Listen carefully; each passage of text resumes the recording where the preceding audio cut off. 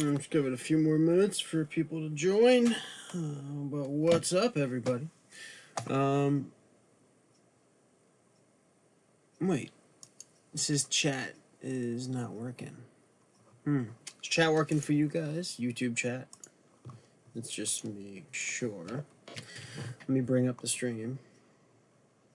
Is chat working for you guys? I'm gonna get a loop. Okay, no, it looks like it should be fine.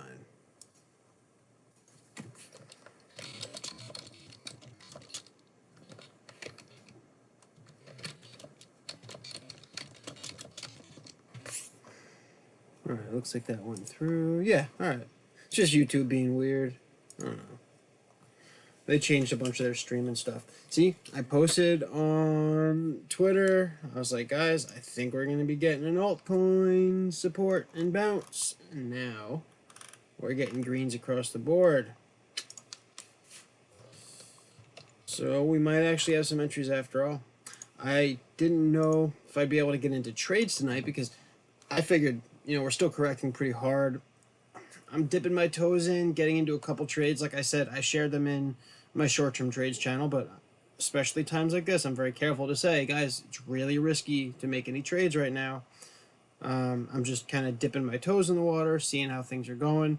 I don't want people to think that, because I'm trading, they should go and start trading because I think it's bullish all of a sudden, That's why I'm so careful to say, hey, it's really risky right now.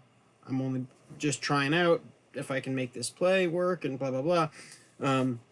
Because I'm cautious. I don't want people to think that it's safe to just start going all out balls to the wall and start throwing money in the market. Whereas this is a big correction. This altcoin dump was pretty hard today. So you obviously want to play it slow. Be very careful, easing your way back in. I've only tried a couple trades so far. One of them got stopped out. Another one looks good so far. One of them broke out, so I moved my stop loss up. And then I got stopped out, but I didn't take a loss. So definitely want to play it safe.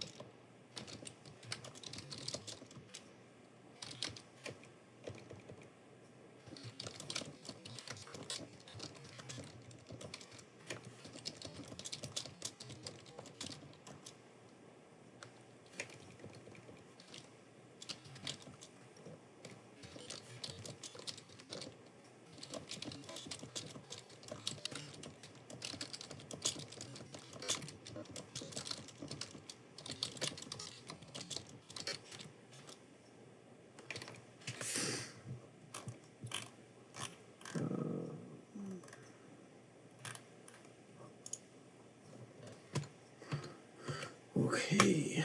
I think.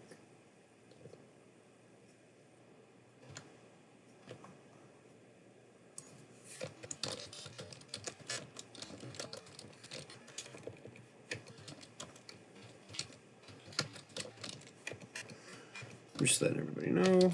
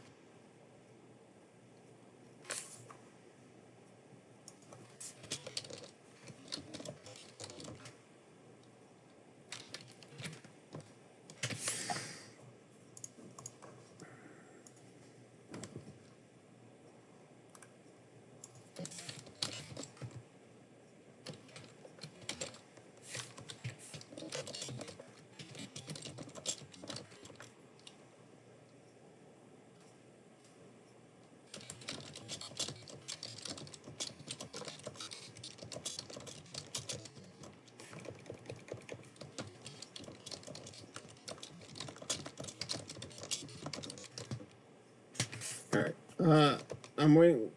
Oh, I guess there's two people. One person said they're coming in a minute. They're just yeah. He said be here in a couple minutes. I'm gonna wait for him to get started. One member. Um, I guess we could start going through some of the general stuff. Can't hurt.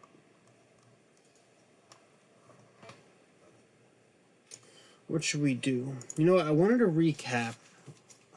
Again, it's definitely in my YouTube history somewhere. I gotta find that old. Well, there were a bunch of them. There were like several videos where I was getting really excited and I was saying, this is back in 2019. I was saying, everybody, you really got to track this model based on the Fibonacci extension, that 1618 extension for wave 3. We could be in for a massive run to 35K in 2019, 2020 at some point. Obviously, I didn't know when it was going to be. Just that based on the initial correction and that bottom, which I called so well with a 3280 prediction, I anticipated this run to 35K. So purely from a technical perspective, it's in line with exactly what we anticipated, and there's plenty more room to go. It could always go further beyond that, but you know, obviously, you can't anticipate that far out with a long-term analysis like that. What's going to happen in the world? You know, you couldn't anticipate Corona. You couldn't, or anything. Politics and monetary policy in the United States affecting the rest of the world. IMF bullshit with global reset, the Great Reset. There's so many external variables that you can't anticipate with longer term analyses like that. But purely from a technical perspective, the analysis that I came up with in 2019 has been absolutely spot on. So let's run through that really quick. I got to find the old video. I don't even remember what half of the things I discussed were. I just remember that after coming up with this theory, after discussing a whole bunch of technical trends, I specifically said that the Elliott wave count was the real kicker because everything else already made me really confident in a potential 35K target for the next big bull run. And then when I did the EW count and I noticed that wave 3 would end up at the 1618 extension right around that level, it was like it sealed the deal for me. That was the kicker. So let me just remind you, I'm going to show you that count again because it's possible we can get all the way to 35K. Doesn't mean that that's all we're going to do. We can go far beyond that. We can go to a 2618 extension if we're bullish enough. But I'm hesitant to call for that. But again, there's so many external variables. Give me 1 second. I just got to do one quick thing. Give me 1 minute, and then we'll dive into the BTC chart. I have to figure out which one to look at too. I have so many different Bitcoin charts where I would start using it from a different. I would use like one of the different exchange ones because I just had so much stuff. You know how my charts look. There's shit everywhere on them. You don't even know what's what. But I definitely have one that's clean enough that we can look at. I also need to make sure it's one of the older ones that has data going back. Yeah, like the Coinbase one's actually good. But I have a lot of stuff on there. What's this one? Bittrex goes back. Oh, that's perfect. I can use the Bittrex one. Just to show you that EW count at least. You can see we are going parabolic again, just like we did in 2017. But there's a potential to do something even larger scale here. So, all right, I will be right back, and then we'll dive into this.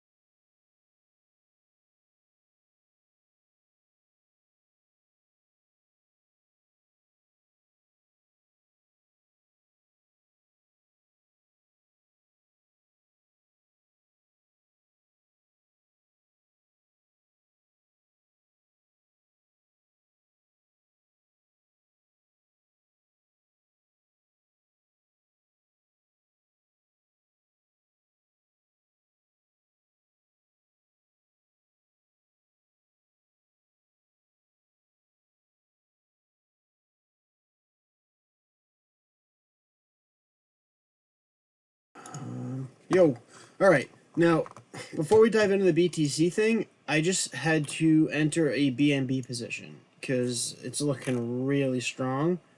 So let me do this. I'm going to mark this one because I'm going to come back and we are going to go and look at the BTC longer term analysis from 2019. That Elliott wave count, it only takes a few minutes to review that. But let me show you what I'm doing with BNB because I just entered. I don't even have a chart put together, but man, are we looking strong. See? Yeah, when the chart looks like that, you can't do shit with it. All right, so on the 4 hour, model's looking real strong. Look at that. So each amount dynamic support at the 99, holding with the wicks down to the 222, right along the cloud. We talked about in the last live stream about a vertical cloud wall, right? Which is essentially just a wall of support. And that's what we have right here. Can it fail and we break through the wall and go down? Yeah, absolutely. It's possible. The probability of that happening when the Stoke is bullish and resetting on the 4 hour and we have confluence with additional support from the other EMA dynamics like the 99 EMA and the 222, probability is probably somewhere between squat and bupkis. So I think I'm very, very confident. Very, very, very confident about this trade. Now, I already bought. If you wanted to buy BNB right here, you wouldn't be buying in that much higher than I bought it. Now, as far as setting my stop loss, I haven't set a stop loss yet. It's wide open. So let me just figure that out. So it's tough because ideally you'd really want to be below the cloud. You'd want to have that cloud to protect you in case it dips. That top of the cloud, obviously key support, right? Along with the 222 EMA. Getting down that low is going to place my stop loss over 4% below my entry. It's not going to fly for me. So now is one of those instances where I want to use multiple time frames. I want to see, does the hourly look bullish or does the hourly chart look like it has to correct really quick? Because if the hourly looks like it's about to correct, that could mean we get like a little dip down slightly before we push up. So let's dive down and look at what the 1 hour says. The 1 hour doesn't look bearish. I mean, the Stoke's getting up there. When the Stoke cycle is in tune, you know, like here, we bottom out on the Stoke, big full Stoke wave. From the trough to the crest, a full wave, and a full push on the price, and then a full retrace on the Stoke. Perfectly coincides top to bottom with the full retrace on the price. And those moves up, same thing, from the trough to the crest. So we have a perfect, repetitive, repeatable wave structure on the stochastic oscillator here that is perfectly mimicking what's happening on the price, and you have much larger upswings than downswings. Well, then that forms a bullish trend, right? If you go up 10, down 5, up 10, down 5, up 10, down 5, you're forming an uptrend. So anytime you have that cycle that's repeating and you have an upswing, downswing, upswing, downswing, and every other one of the upswings are much larger, that's very bullish. Now, then we got hit with the correction today, which threw that out of whack, right? So we were in tune. We started to have one of those nice, finely tuned, just like we had over here, a repeatable wave structure on the Stoke. And now that could be restarting now that this correction is taking a breather. I don't know if the correction's 100% over or we're just getting a relief bounce here.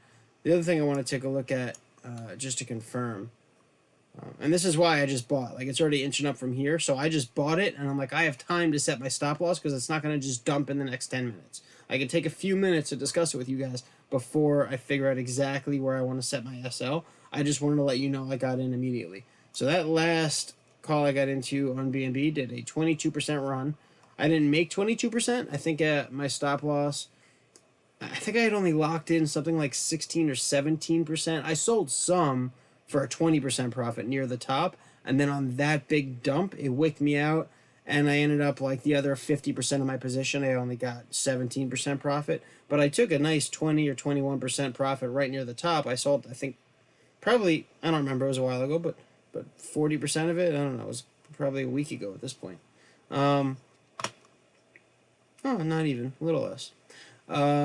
Okay, so, but that was, look at that, right out of the falling wedge, such a perfect call. And again, just like we were seeing now on the 4 hour, I was using the hourly at that point as well. We had the top of the cloud, and each of my dynamic supports with the 99 EMA. So we had the EMA at the top of the cloud and that vertical wall on the cloud, right? Creating a support wall. The same thing happened here, right? So let me zoom in there just to show you.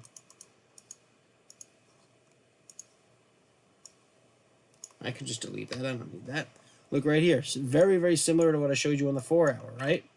Like almost identical, really. We came down, support from the top of the cloud, and this is a vertical cloud wall. So we have this vertical cloud support wall. Not only did we get the initial pump, but look at the next test. We tested top of the cloud. It ran up exactly along the top of the cloud, right? And that's what we're seeing now on the 4-hour.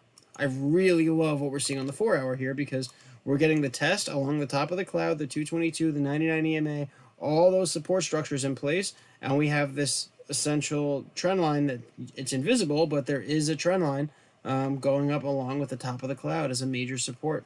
So I love this trade right now. I haven't looked at all the alts, but for the alts that have a good chance for a nice relief bounce here, or it could be just a recovery, this correction could be done. I'm not 100% sure yet, but I think there's probably more room to come down, especially if you look at the higher time frames, like we just looked down at the hourly. If we look at the daily, we'll see that there might still be room to come down. But as far as setting my SL here, the Stoke is getting somewhat in tune after this dump. If it is, yeah, I can't really use it. Again, the stochastic model works so well when it's in tune and you're getting a repeatable pattern, right? Up, down, up, down. When you have a repeatable pattern, you can use it to predict the future. If it's not repeatable, if it's out of whack, if you're getting random reversals before you would expect to get a reversal, or if you're not really getting an upswing of a relevant size when you expect one, you can't use that pattern. You can't use that indicator, right?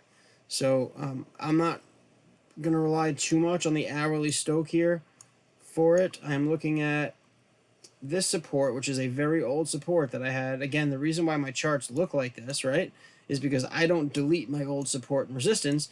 I will eventually, but like right now, I could delete a bunch of the lower ones that are really close together, but I'm happy that I have these from months and months and months ago because this is actually a strong support. That wick caught one of my old supports right at 30.5. Over here, even though we broke it a few times, that 30.5 was a strong support for a while before it dipped down and finally failed. So we have that in place. I don't see what other supports we have here. Let me just see what I want to see. What that might be right around a fifth. That's a 50% fib retracement. Again, I'm roughing it with the naked eye. I always tell you guys this, but for people who are newer to TA, you do this stuff enough, you can look at this and say that's a 50% fib retracement with a naked eye. So let's see. Oh, even better, 618. 50% would have been here. So that's almost precisely at the 618. That's even better. So we have support there. How's the 0.5? Wow, look at that 50% retracement. See that green line right here? Ah, it's annoying. See the point? I hate when it does that right here. That 0.5, so that's a 50% fib retracement. Follow that green line over. Right here, it's kind of not doing shit. But over here, it was support besides the wick. And over here, that same level was pretty strong resistance, right? So I would actually adjust this old SR that I had right here, the purple one. I might want to adjust that a little bit lower. So we do have some support right in this range. Let me do one more fib retracement because this would be 1, 2, 3, 4, 5. So that whole wave structure up, and then this being an ABC correction. I want to see what that final sequence would be. That lines up. It doesn't really line up. Well, I guess the 786 does. Yeah, that doesn't really fit. Sometimes you'll get it where you have confluence, where you do a fib retracement on 2 different time frames and it matches up perfectly. We don't really have that here, so it's not very helpful. Okay, so back to the 4-hour. The hourly looks relatively stable. I'm not too worried, but it's not giving me a strong indication one way or the other. So I want to be able to set my SL low without taking on too much risk. I got a decent sized bag since I really like this bullish formation here. So I think what I'll do is I'm going to set my SL.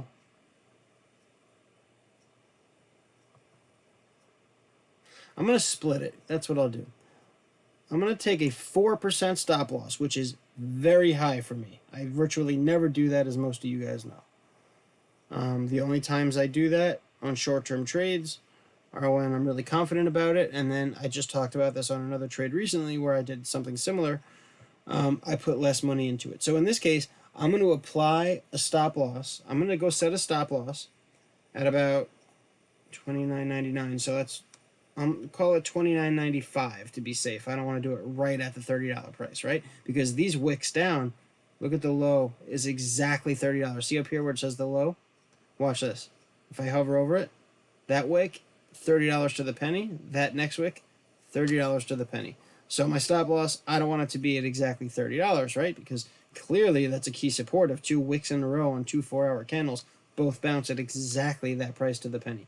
So I'm going to set my SL at $29.95. But I'm only going to do that for 50% of my position, because I don't want to take a 4% risk on my entire position. That's way too much risk for me. But if I'm only doing it with half of my position, if half of my position got stopped out for a 4% loss, it wouldn't equate to nearly as much money, right? Monetarily speaking, a dollar amount.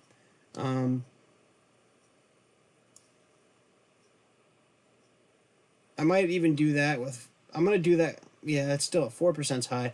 So I'm going to set 2 stop losses, 40% of my position. So if I had 100 tokens, 40 BNB tokens would be set to sell if the price gets down to $29.95. The other 60% of my position, I gotta keep the SL less than 3% below my entry.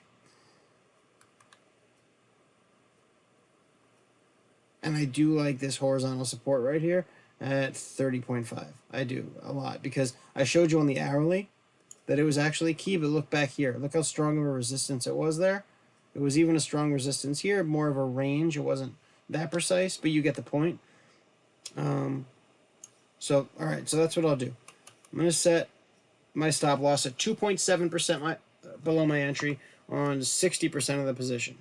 Now, I'm still, as much as I love this formation and I really think it's bullish looking, we are still at the bottom of the correction. We're not catching knives in the sense that this is the exact bottom. It's pretty damn close. I mean, we wicked down to the low of this correction, and now I'm getting in. So we're coming off of the bottom. It's still risky.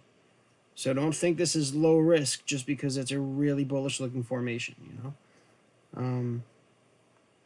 Be cautiously optimistic, if anything. But I really like the support structures we have here. So let me just set my stop losses really quick. Give me 1 sec, guys.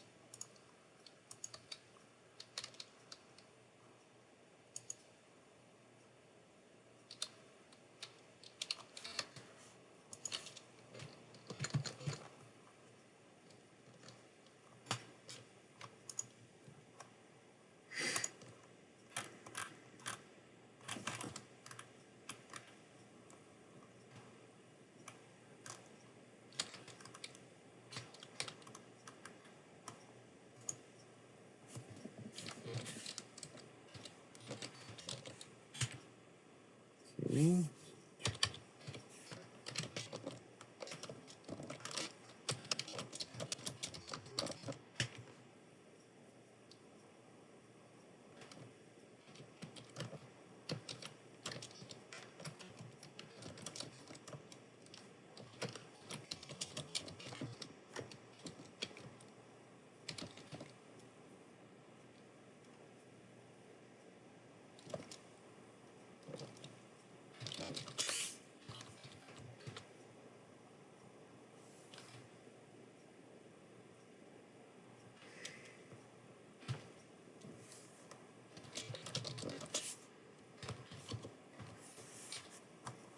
Okay.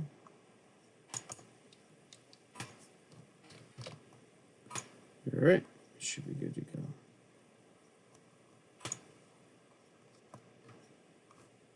Yeah, I'm all set. So there's, again, a couple things to factor in. If you're seeing the trade I'm making, right, I always say don't blindly copy me or any other trader for that matter. It's extremely dangerous, and to be honest, it's fucking stupid. everybody has their own strategy. Everybody has their own risk tolerance. Everybody has their own goals. If you're trading for a living versus trading for your future versus retirement, if you have high risk tolerance or low risk tolerance based on how you've been trading lately, what skills you have, how profitable you've been, there are a lot of variables at play. So you never want to blindly follow or copy somebody else's trades, because you're not going to have the same risk tolerance as them. You're not going to have the same ultimate goals as them. They may be trading and scalping for short-term gains, and they take out money every day to pay the bills, while you're stacking sats and attempting to build a long-term crypto portfolio, right? We talked about this in, again, the last stream. So that's an important caveat. I don't want you to blindly follow any trades that I get into, but especially at times when I say, hey, it's kind of risky right here, you need to factor that in. If you're not willing to take on that risk, stay out. And if you are willing to take on the risk, then feel free to trade with me. But you need to figure out where to set your stop loss. You can't copy mine. My stop loss is very specifically designed based upon my own risk tolerance, right? It's a very important lesson you guys need to remember, especially newer traders, because if you're going to be entering into trades based on other people's analyses, you need to understand what that person's doing and how they trade, and see if your ultimate goals and your trading style and strategy works enough, and if it doesn't, how do you adjust it, right? So maybe you trade similar to me, but you don't have the same risk tolerance, so you'll only get into trades that I'm getting into if there's a really strong support, so the stop loss can be less than 2% below the entry. That's one way to go about it. Like, if there was some killer support right here at exactly $30.88, where it's been tested 50 times in a row and it holds every single time, that means that you could place your stop loss just below that support, because that support's such a strong support. Well, then your stop loss would only be 2% below your entry. So maybe that would be amenable because of your risk tolerance, right? So those are all factors you have to consider. I really, really like this formation. I think it's extremely bullish. Again, the uptrending cloud, the support from the Ichima dynamic supports at the 99 EMA and the 222, which also coincided with the cloud. The 618 serving as a support right there and a resistance over here. Follow that left, additional support all the way across. That was support during this whole period right here. That line right there, the 618, you could see it with the naked eye.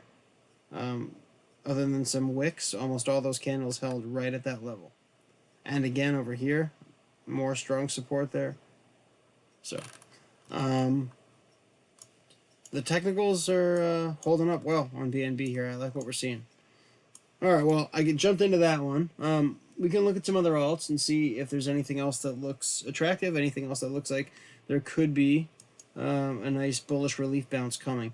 This is also interesting. The daily bouncing right off the top of the cloud here. That top of the cloud on the daily could potentially be a very strong support. Over here, the top of the cloud broke. And we do have wicks that can break into the top of the cloud. But sometimes you'll get over here incredible support from the top of the cloud on the higher time frames like the daily. If we see something like that, we could potentially have a really strong support right at 30.72, roughly. So that's another bullish indication.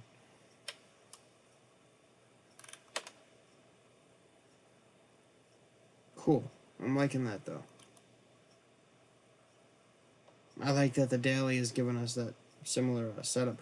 Also, the Stoke on the daily is much more in tune than the lower time frames, where this is a nice upswing in price, upswing on the Stoke, retrace on the Stoke, retrace in price, big upswing on the Stoke, big upswing in price, retrace. The Stoke model is perfect. Look at the waves on the Stoke, up and down, follow the price.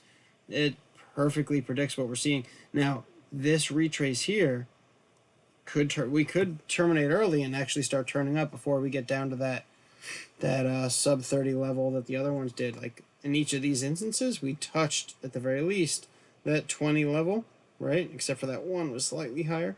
We always skirt that 20 level. We could get an earlier reversal on the Stoke on the daily.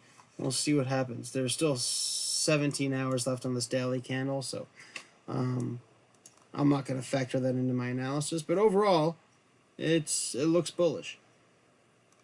People think that there's a big correction today. Look at this correction from this day. What was that? The 25th of November.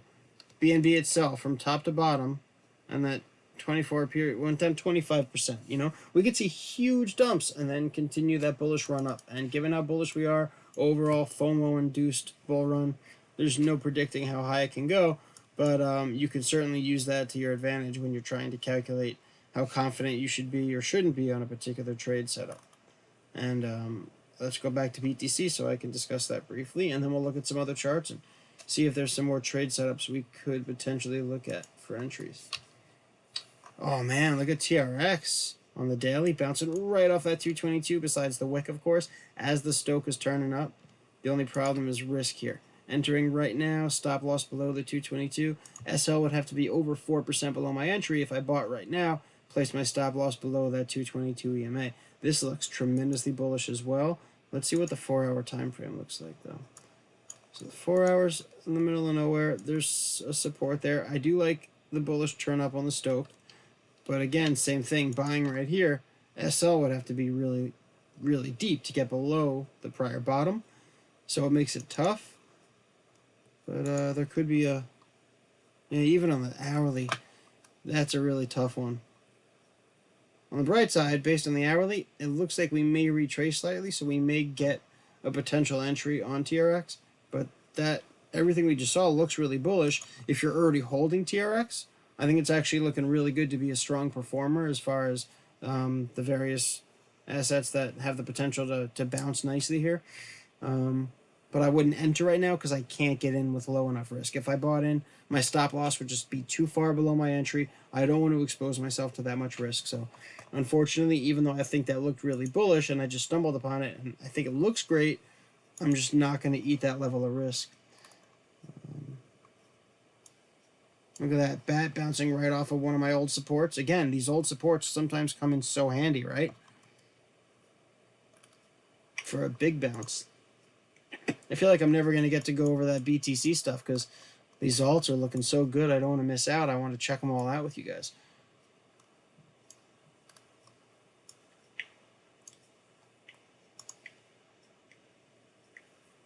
Even XRP could potentially have a trade here, but it's just too toxic. I don't want to do it.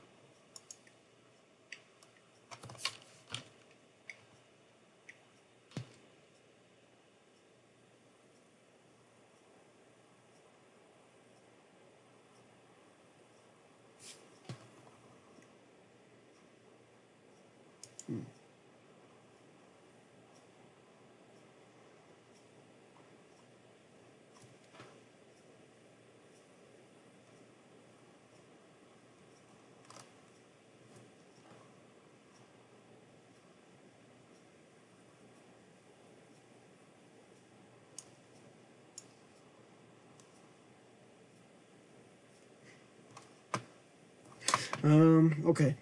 Ethereum doesn't look like I have a good low risk entry, but I'll come back and look at it. All right, maybe we can swing by BTC just so I can do a quick refresher and show you guys what I was talking about.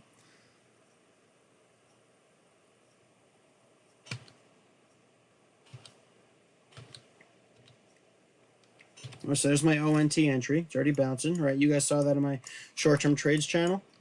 So in this case, initial bounce up 3%. It's holding very strongly now. We got the bullish reversal on the Stoke. My MTL trade, this is the one that broke out. It was up 4%. And then I moved up my stop loss. And then it came down and stopped me out.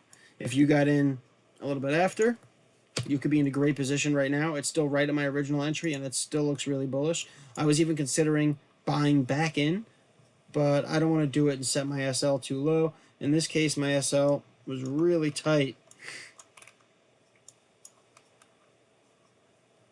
because I had moved it all the way up to just below my SL. My original stop loss, I wouldn't have gotten stopped out if I didn't move it up so aggressively.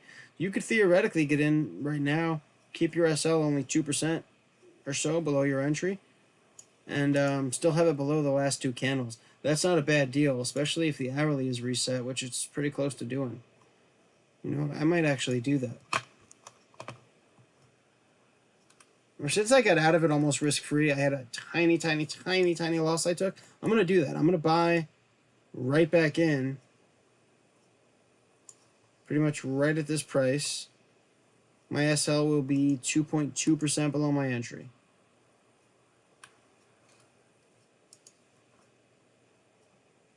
be better if I set my SL a full 3% below my entry, but I don't want to take on 3% risk on the trade, so I'm not going to do that. Hold on, I'm going to just do that on my phone really quick. Should I? I'm debating if I should maybe make a move on another trade instead. Hold on, let me just double check and see how far are we above the bottom on that candle. That's close. Now, algo.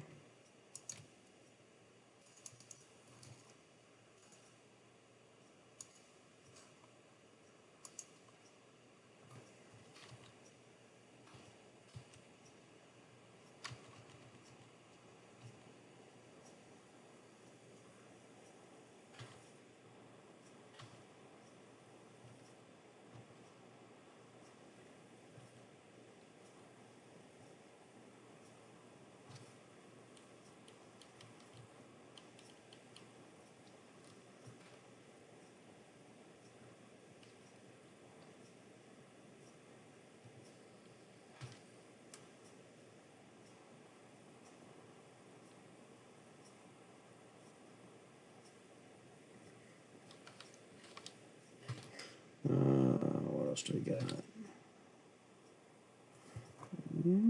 OMG. Yeah, see, some of these are slightly too high. That one on the hourly wants to come down. I want to find something else that looks kind of like what BNB look like, where on the 4-hour model, we're coming down into the Ichimoku dynamic supports. JST looks like a perfect bottom because those candles line up perfectly. I like how that Stoke reversal looks too. That's going to be... Oh, maybe it comes down a little bit before it moves up.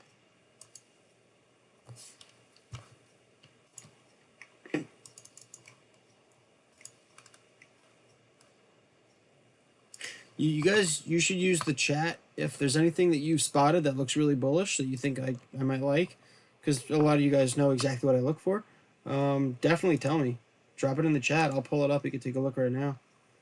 If you spot something that you think would be line up with, you know, my shit.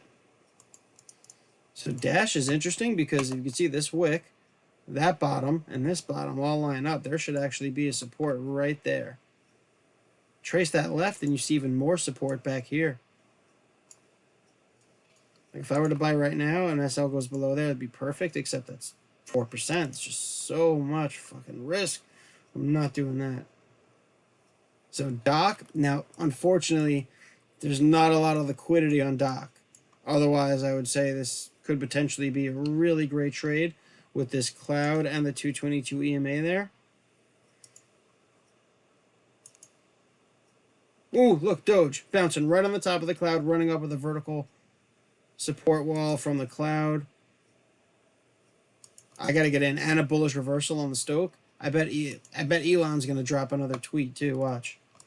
All right, so we're getting high on the hourly. We could potentially get a slight retrace like here. Right? We ran up on the Stoke, and then you get a retrace, right? Even when you're bullish, you can run up on the Stoke like we did here. You max out on the Stoke right there, right here. Comes down a little bit before pushing up really much higher. So we could get a small retrace here on the lower time frames. We're also getting resistance on the really low time frames. I really want to get a Doge play going. I really, really do. Look at this. That green line is an epic support too. Look at that. Massive support right here. Those are 4-hour candles too. And that held after a big pump. You would have expected a bigger retrace, right? It held it perfectly in the one wick. Where did it hold? Right at the top of the cloud. One of my primary Ichimoku dynamic supports. So, dude, this is killing me. I need to get into Doge here. This is so perfect. I can't buy without having enough support for my stop loss. All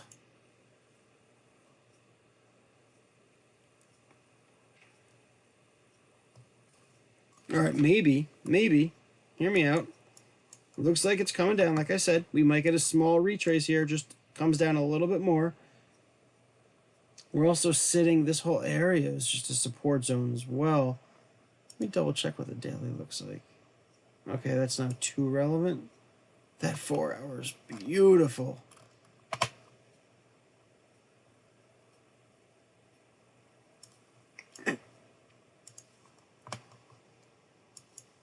Come on, come down a little bit more. I want to see if... Well, this is going to take too long to play out because there's still 30 minutes left.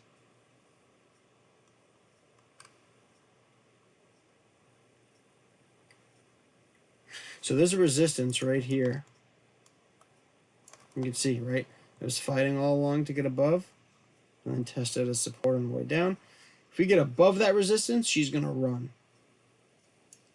I'm going to set an alert there because if that happens, I may just FOMO in. And for me to get in here, I'm probably going to want to get in 38. Let's see. Anything 38 or lower I can get in and then place my stop loss below the support right at that green line. So that would work. So I'm going to set an alert there as well. So if I get an alert for either of these alarms on Doge, I'll start looking for a potential area to set some buy orders. Setting notifications, setting alerts like this, just the plus sign right here, set an alert for Binance Doge USDT at this price. Just doing that. I do it all the time, and sometimes I find killer trades. I set those alerts, and then as soon as they hit and I know it's time, I can go right in and hop into some trade setups.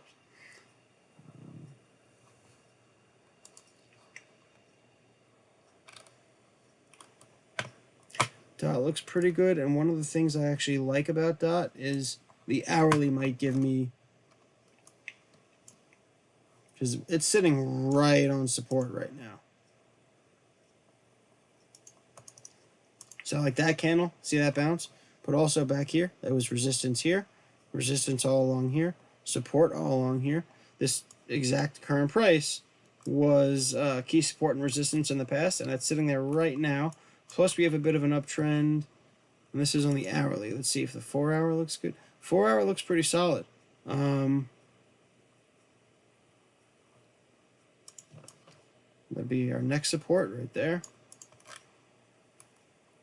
Bit of a range, but still, look, see? Really strong resistance all along here. Key support over here. Key support right here. Now buying in at the current price. That's, could be some, oh man, look at the daily resetting perfectly. Look at the Stoke on the daily. Now the daily Stoke on this bad boy has been flawless. Big run up in price, big run up on Stoke, retrace, run up, retrace, and now it's turning up again on the daily. The 4 hours bottomed out, but the 4 hour hasn't been as reliable. It's been doing the whole zigzag thing, right? Enter right here, SL. I think I have an open bag of Dot as a long-term play. I was just going to say I should get in as a long-term thing here, and then I can convert it to a short-term trade, so that might be worth doing.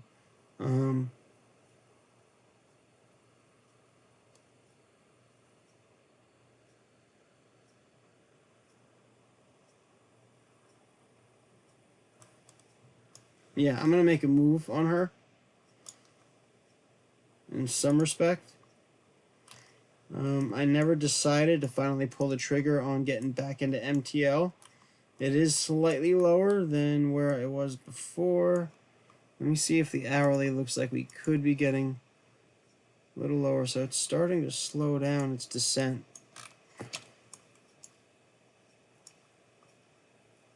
Oh man, I could actually do this with 2% even. Okay, I'm getting back in MTL.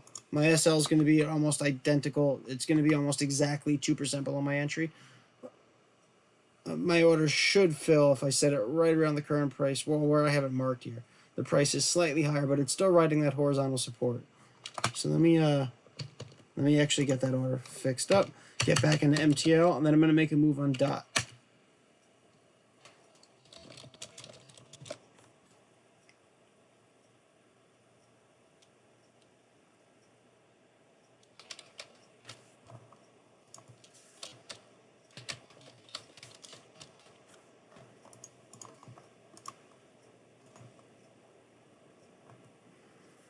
All right, I'm all set.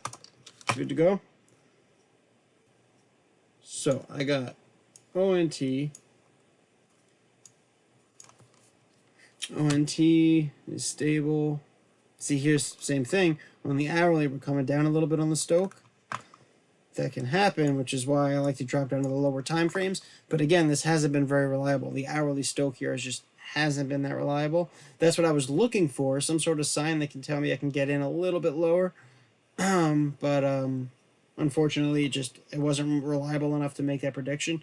And now it looks like it might actually come down a little bit more, which would mean I could have gotten in at a lower price, so that'll suck.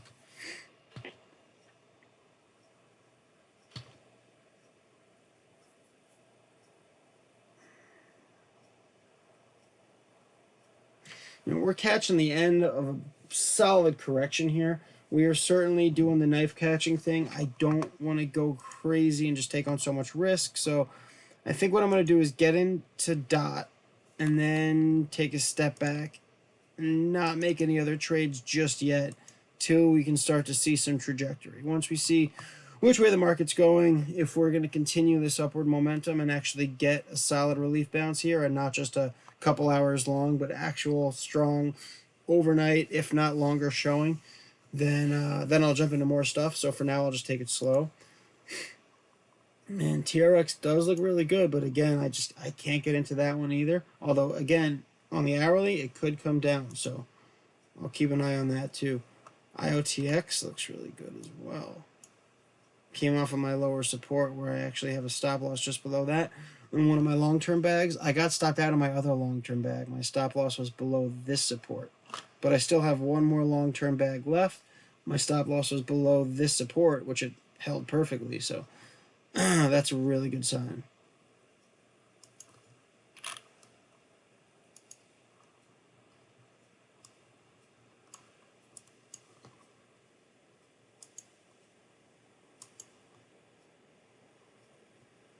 I'm really liking that dot daily model with the support right here too.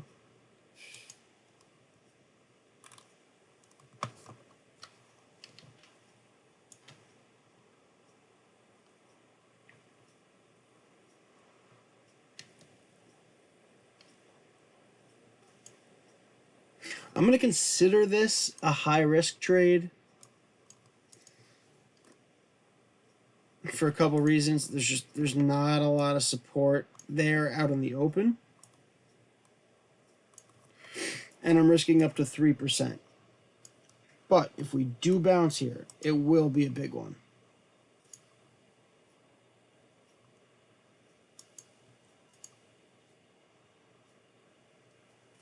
Falling wedges are my favorite bullish formation. The last time we had a falling wedge on dot, look what happened. Right? Big breakout. 25%.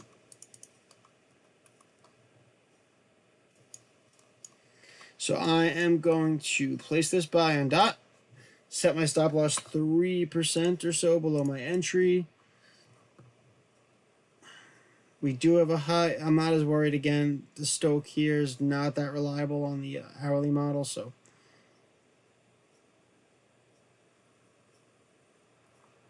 Okay.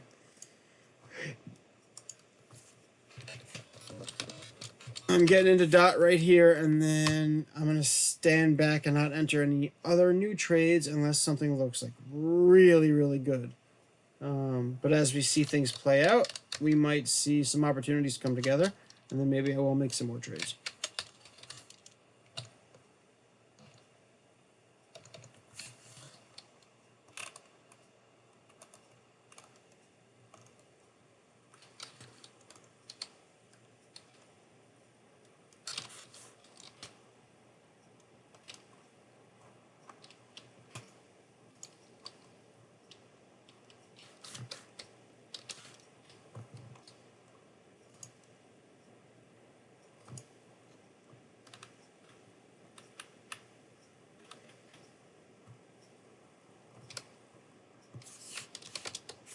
Okay. I have a few orders set up on dot. So if we can get slightly lower, I actually have another buy that's even lower than we are right now. My overall average entry can come down quite a bit, but just roughly for now, I would say that that's it. But if my overall average entry can get down a little bit, I can set my SL lower, get it below that horizontal support without taking on a full 4.3% risk. So this is still a risky trade. My overall average entry will be, if we can get down just to like 470, that would make a big difference on my risk management plan here. All right, well, let me show you what I was talking about with the BTC thing. Yeah, you guys want to check that out? I did a quick video and showed what it looked like on a quick chart. I did it posted on Twitter the other day. I don't know if you saw that, but I'll show you again.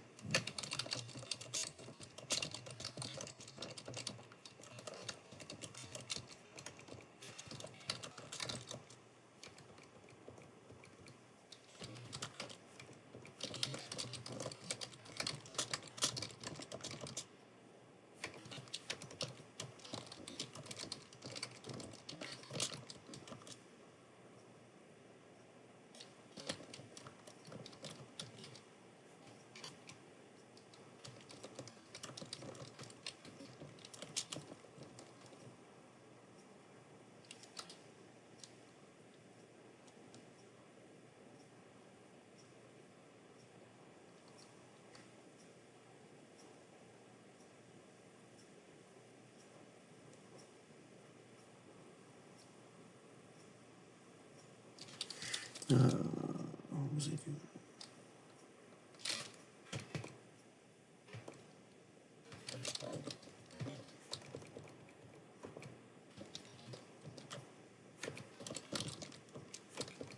Sorry, I'm just gonna do a quick post.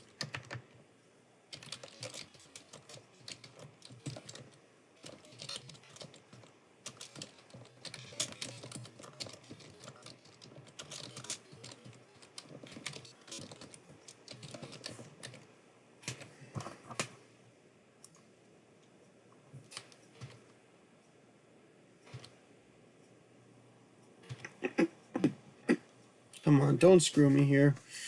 Not BNB.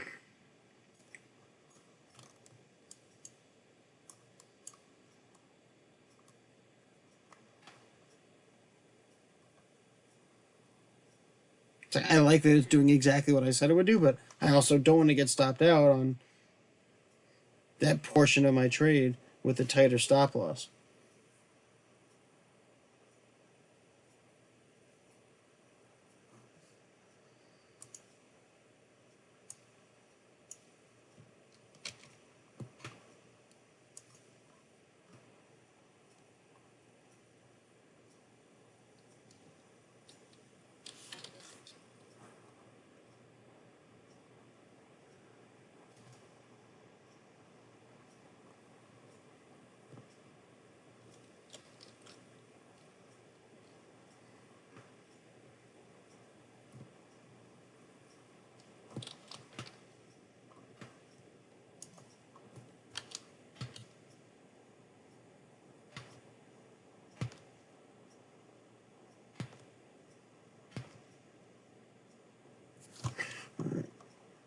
It's going to make me nervous if I sit here and stare at these charts. So, worst case, I get stopped out, I take a tiny loss, and I can enter back in.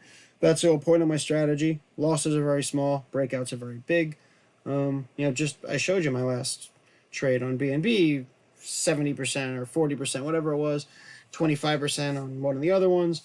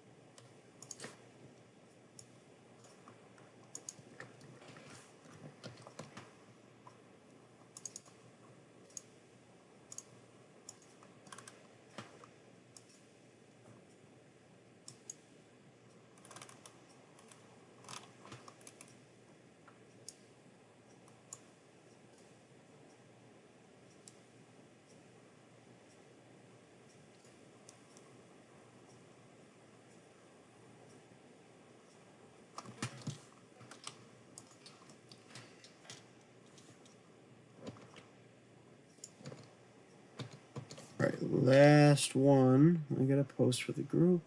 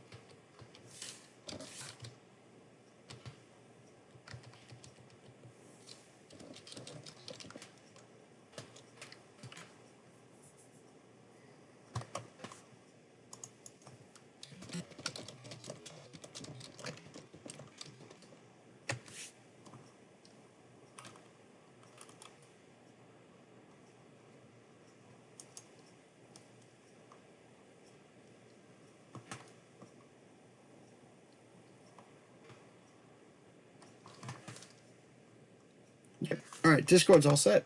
I'm gonna let these sit. Now let's go down to BTC and I can show you what I was talking about before. If I don't have to compulsively stop and enter more trades on the way. JST, I was saying, looked really, really good, and there were a couple others, but I don't want to go crazy. I'm going to drive myself nuts. So let me show you on BTC. So looking at BTC longer term, there's a few things we're going to want to look at. Looking at something like the Stoke model, I can tell you we are very overbought. We need to correct, and we probably need a big correction. Short term and longer term, there's different time frames we can look at for all this stuff. They're just impossible to time. We're in a FOMO-induced bull run. There's no possible way you can anticipate exactly when that correction will happen because there are so many external variables pushing the price up outside of the technicals. You need to factor in fundamentals. You need to factor in market psychology and consider outside events, black swan events, vaccine coming, stimulus package passing, governance of other countries, international monetary policy. There's a lot that can go into it. This is a FOMO-induced bull run. We can keep running all the way up indefinitely. Well, not indefinitely, but the kicker before, if you look and see, just doing a simple count, you know, 16, I guess, does work.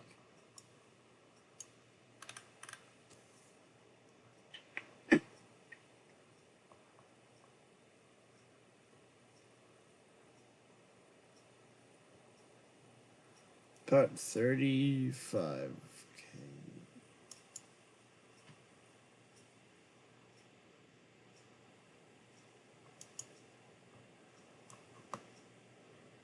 So, that would be a rough count, right?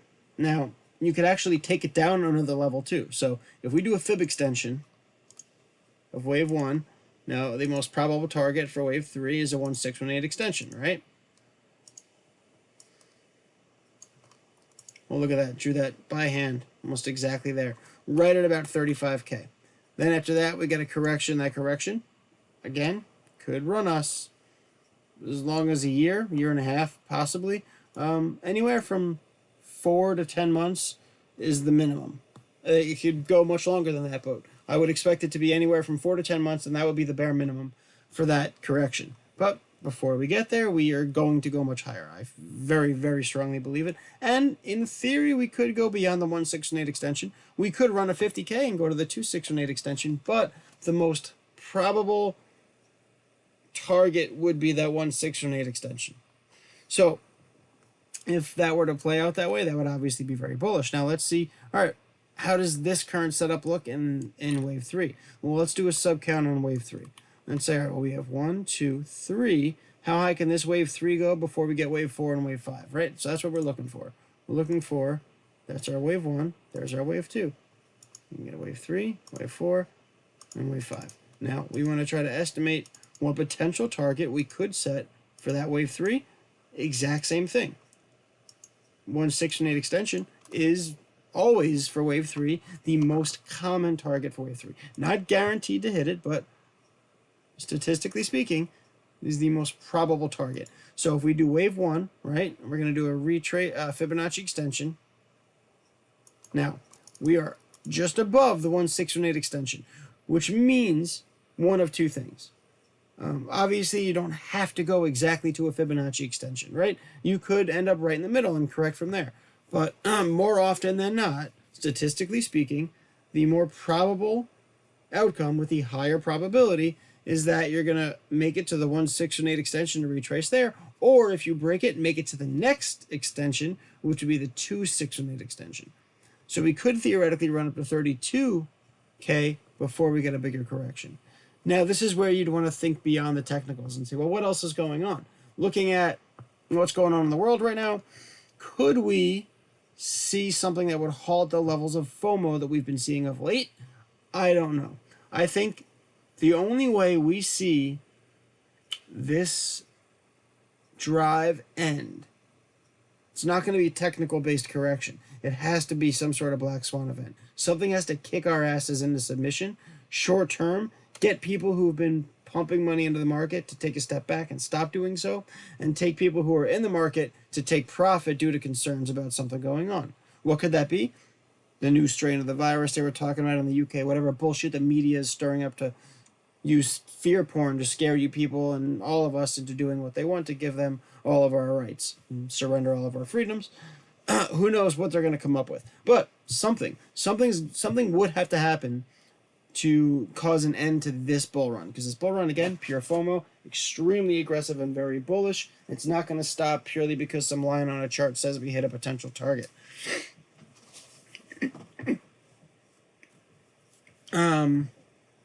So in light of some sort of event, some black swan event happening, it's very possible we can run all the way to the 2618 extension and then retrace from there. If we were to retrace from right here,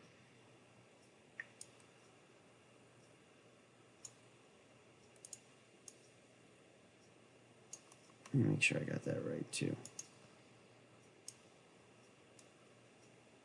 Right there.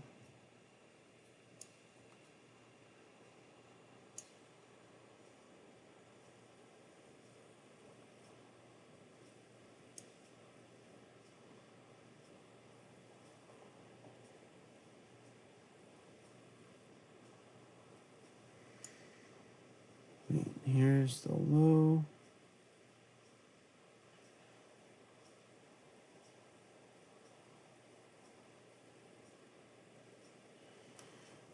No, that doesn't seem right. Hold on a sec here. Oh, that's why. Ah, okay, that makes more sense.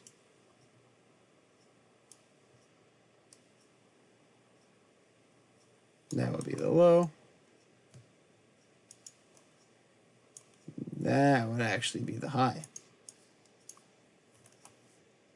Not that it's a huge difference, but... So yeah, we don't know exactly where we're going to end up here. Normally, I would have said that 1618 extension was the perfect retrace because we were overbought with a bullish reversal on the stochastic oscillator, but that's been invalidated. We're actually pushing up higher regardless of that. And the RSI is not even remotely close to as high as it was in 2017.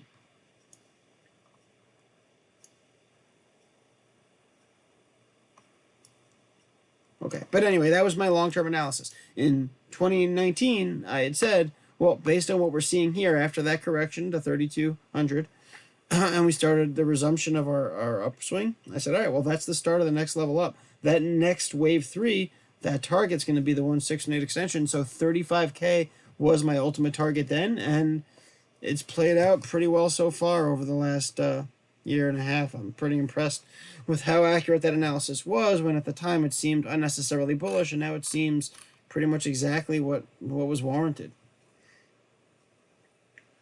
So that's the overall long-term potential wave count on Bitcoin. When we do correct, it's going to be significant, but until then, we're in great shape to keep running up.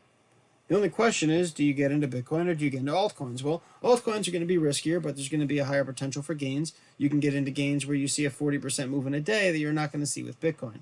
you're also going to get consistency and stability with Bitcoin, peace of mind, where you know your asset value is going to increase without worrying about potential losses because of a rapid decrease in price, and a rapid correction where you see the entire market drop 10 or 15% in a day. Bitcoin is not immune to it, but it's as close to being immune as is possible. Just look at what's going on today.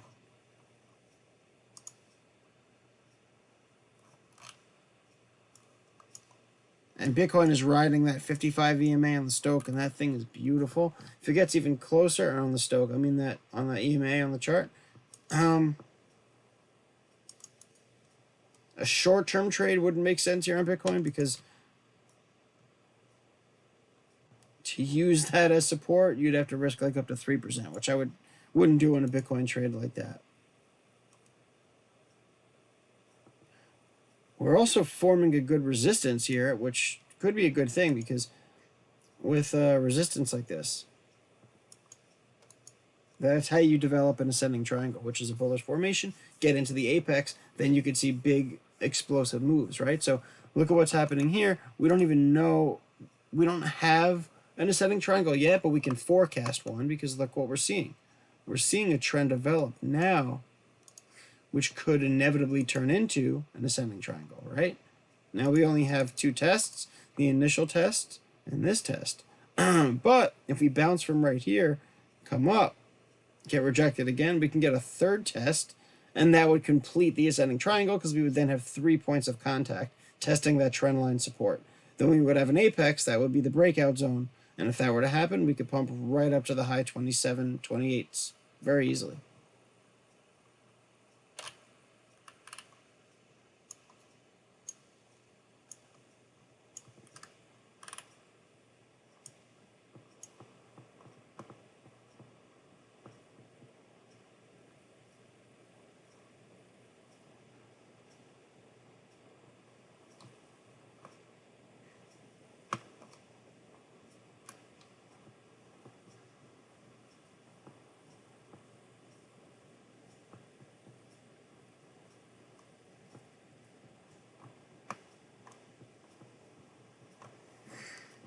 Let me check something here. Stand by.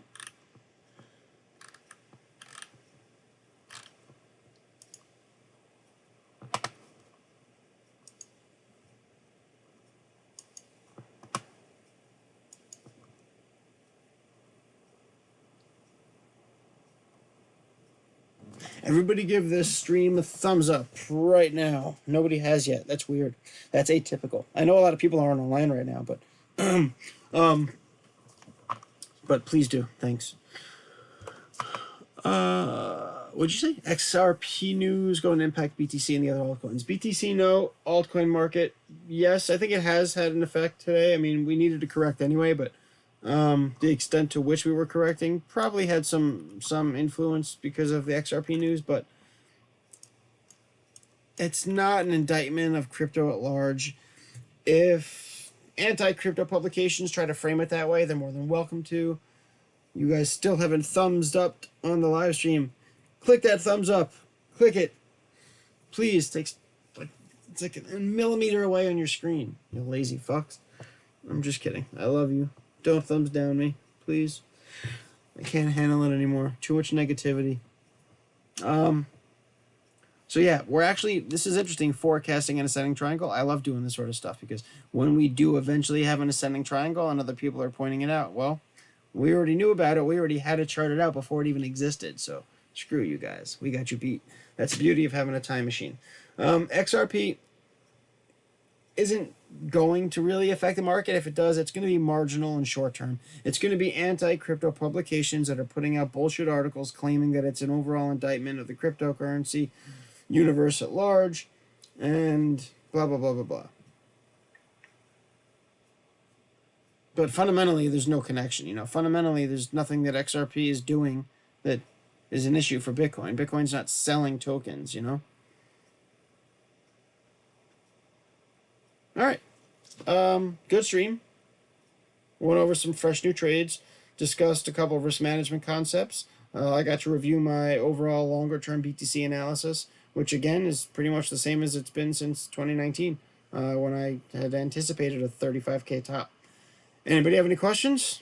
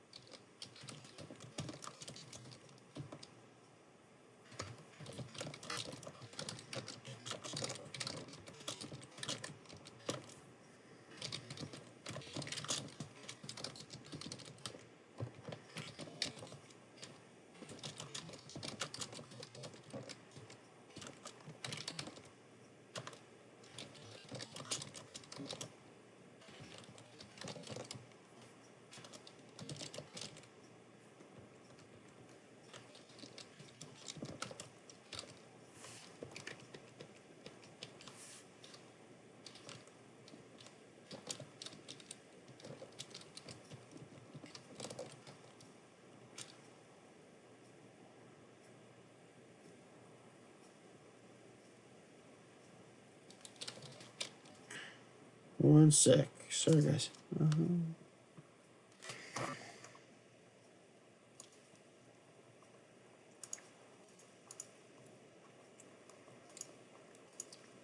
on.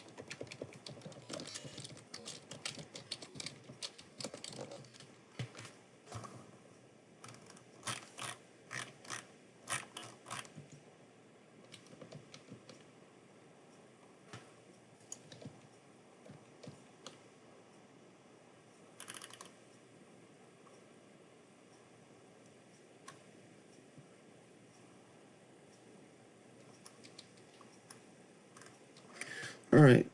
Nobody had any questions? You can use the YouTube chat or use Discord chat. Come on, before we disconnect, if you got any questions, ask now. Speak now or forever hold your junk.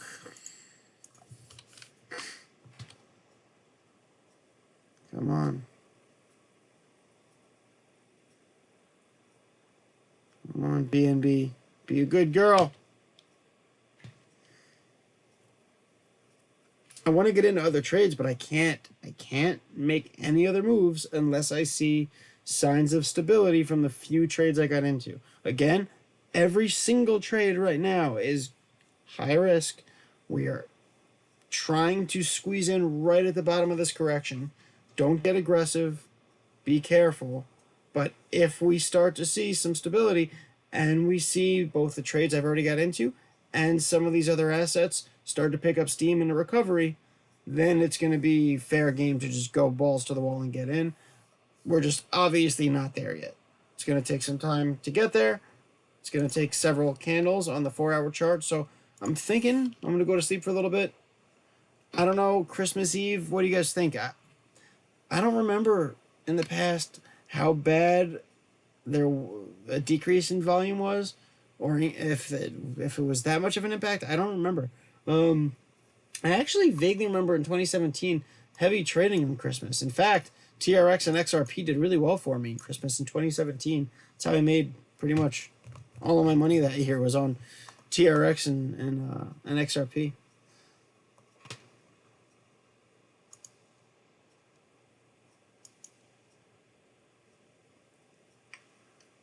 Maybe I should just buy those two. Put all my money into XRP and TRX and see if we get the same thing that happened in 2017. Although, I don't think that's going to happen with XRP this year.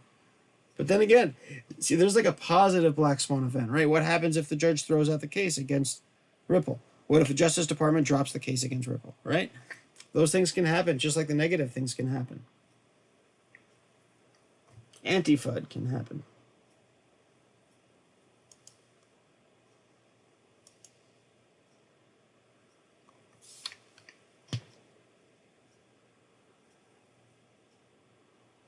Come on, guys. Let's start getting some stability here. We got support. Let's build off of that support. We got to start getting some upward momentum. Get that 4-hour bullish reversal started, and it'll take care of itself. We just need to get some upward momentum. All right, nobody else had any other questions? We can kill the stream. We good to go? Everybody all set? Everybody understand everything we talked about? Anybody have any questions about any of the concepts we went over? Longer term BTC analysis. Going once, going twice.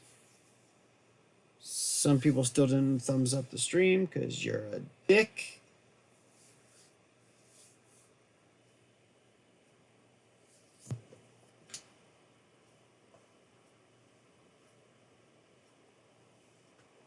All right. It looks like everybody is quiet and not asking any questions. So let's call it a night. Thanks for stopping by. We got a hour and 20 minutes. Had some downtime waiting for people to join, so just call it about an hour stream. Not bad. But next time, ask questions, guys. If you don't ask questions, you know, people think, I don't know if you're embarrassed. People used to ask questions a lot more, and I'd say in the last, I don't even know, several months, half a year maybe, people just, they're more passive, and they watch, and they scope things out from afar, but everybody's too afraid to ask questions. I don't understand why. It's important. It's the most important part of learning. And I will never give you shit for asking a question. I encourage you to constantly ask questions, even if it's the dumbest fucking question you could think of. I will not make you feel bad about it. I would love nothing more than to explain to you why it is the way it is. And please, if you're too shy to ask questions in the chat with everybody else, shoot me a DM. Anything you guys want to know, anything you don't understand, let me know so I can help you understand it, because that's how we get good at this stuff. We need to understand these concepts, especially with risk management, especially understanding how to incorporate different models besides just TA and using fundamentals and things like that. All right, that's enough rambling for me. I've been talking for an hour and a half straight, so I will catch up with you guys tomorrow. We'll do another stream. Oh, maybe it's Christmas Eve. I guess we could take the night off.